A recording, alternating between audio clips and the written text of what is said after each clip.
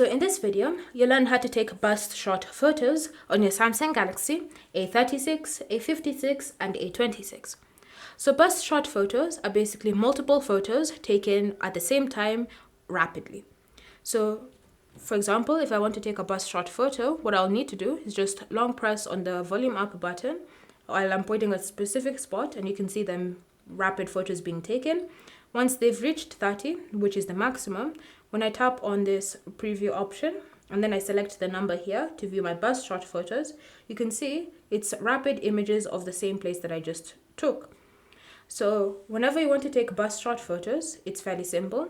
Just open the camera app, long press on the volume up button, and then just keep pressing until you see this countdown appearing. Once you reach 30, which is the maximum, it will automatically stop taking your burst shot photos. And then again, you can just come here to view them and then tap on this number if you want to view the actual image instead of the first image that was ever taken when you start taking your burst shot photos. So when you tap on the number, you can now see all the mini images that you took at the same time. So you can go through them and start deleting them, start downloading them, sharing them, making one your favorite, completely up to you.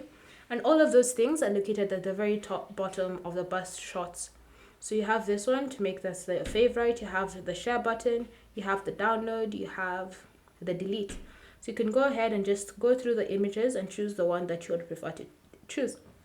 If you feel as if none of them are to your liking, you can always just tap on all to select them and then choose delete and then move to recycle bin, and the burst shot images will be deleted.